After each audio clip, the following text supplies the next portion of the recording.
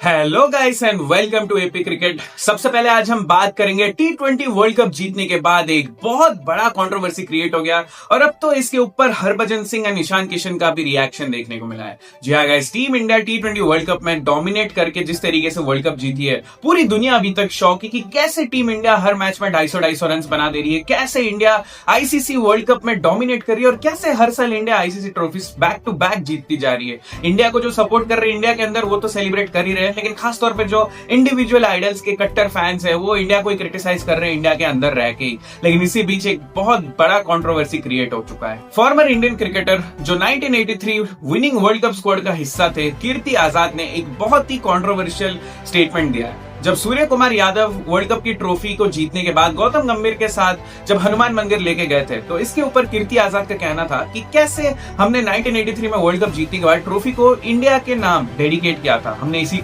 Trophy को कोई भी स्पिरिचुअल प्लेसेस में लेके नहीं गए थे, कोई भी रिलीजियस सेंटिमेंट्स बीच में लेके नहीं आए थे। हम ट्रॉफी को कोई मंदिर या मस्जिद या गुरुद्वारा कहीं भी हम इसको लेके नहीं गए थे। तो सूर्य कुमार यादव अगर इस ट्रॉफी को मंदिर में लेके गए तो उसको चर्च में क्यों नहीं लेके गए, तो बाकी रिलीजियस प्लेसेस में क्यों नहीं लेके गए? ये बहुत ही गलत चीज हो रहा है और ये ट्रॉफी पूरे इंडिया को बिलोंग करती है, ना कि सिर्फ हिंदुओं को।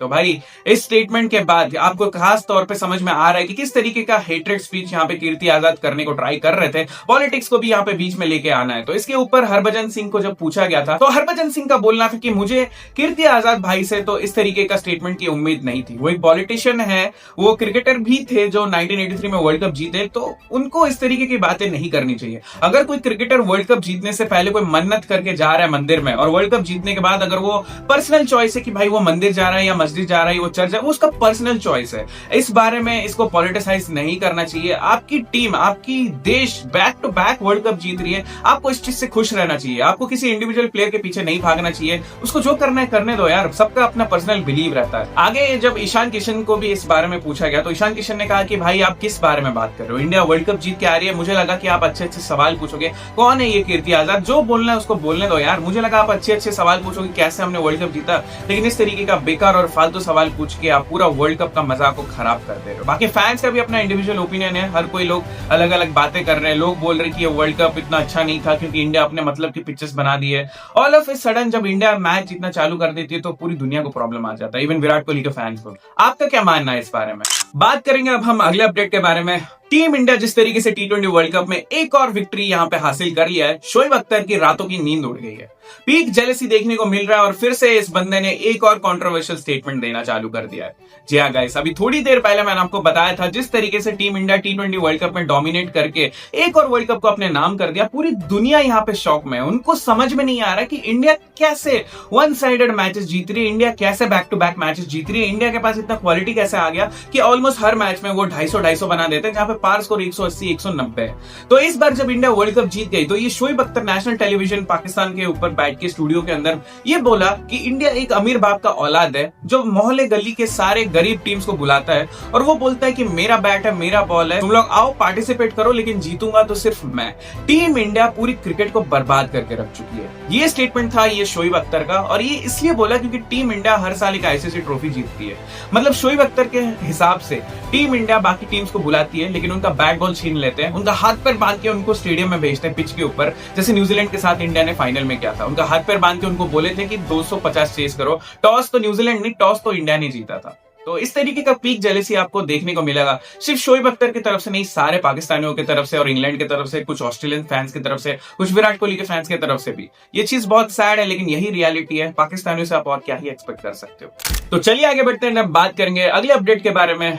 टी20 वर्ल्ड कप जीतने के बाद अब बारी आती है हेड कोच गौतम गंभीर की। उन्होंने प्रेस कॉन्फ्रेंस में कुछ ऐसी बातें कही हैं जो कुछ लोगों को बिल्कुल भी पसंद नहीं आने वाला है। जी हाँ गाइस, टी20 वर्ल्ड कप जीतने के बाद जो प्रेस कॉन्फ्रेंस होता है उसमें गौतम गंभीर ने एक बहुत ही स्ट्रॉन्ग मैसेज दिया है। सबसे पहले तो उन्होंने कहा कि आपने नोटिस किया होगा कि पिछले कई साल से इंडियन क्रिकेट टीम में इंडिविजुअल के पर्सनल माइलस्टोन्स को सेलिब्रेट करते हुए आ रहे हैं, लेकिन कभी भी ट्रॉफीज को वो सेलिब्रेट नहीं कर रहे थे। उनके अकॉर्डिंग एक इंडिविजुअल का पर्सनल माइलस्टोन्स कभी भी मैटर नहीं करता, टीम के लिए कितने ट्रॉफीज आ रहे हैं वो मैटर करता है। गंभीर ने आगे एग्जांपल देते हुए कहा कि अगर कोई बैट्समैन 96 पर है और वो 100 बनाने के लिए अगले 3-4 बॉल पे वो टुक टुक कर रहा है, सिंगल डबल्स ले रहा है, तो ओवरऑल टीम का स्कोर में 20 रन के आसपास इफेक्ट पड़ जाता है। और वर्ल्ड कप जैसे इवेंट में 20 रन बहुत ज्यादा मैटर करता है और वो डिसाइड करता है कि अगर आप वर्ल्ड कप जीत रहे हो या नहीं जीत रहे हो। उन्होंने ये भी कहा कि अगर कोई बैट्समैन 96 पे है लेकिन फिर भी वो बाउंड्री मारने के लिए जा रहा है और वो आउट भी हो जाता है तो भी उससे फर्क नहीं पड़ता, क्योंकि जो ड्रेसिंग रूम है वो 96 को भी इक्वली सेंचुरी के हिसाब से सेलिब्रेट करता है, क्योंकि उसका इंटेंट मैटर करता है। अगर बंदा स्लो खेल रहा है, सिंगल डबल लेके सेंचुरी बना रहा है और टीम को जीतने में मदद नहीं कर रहा है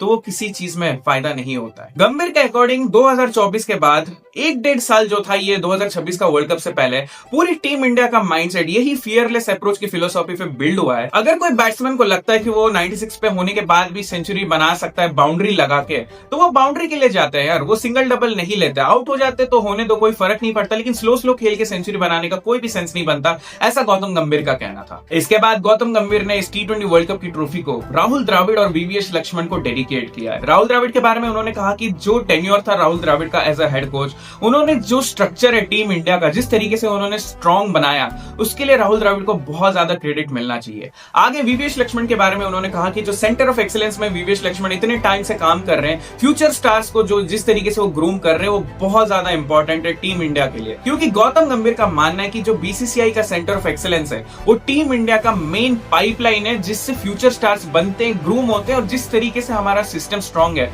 वो सब VVS लक्ष्मण की वजह से है। भाई आगे आपका क्या मानना है मुझे कमेंट्स में बताना, क्योंकि ये बंदा को खुद कभी क्रेडिट नहीं मिलता, लेकिन जब इसको क्रेडिट मिल रहा है तो ये बाकी लोगों में भी क्रेडिट्स बांट रहा है।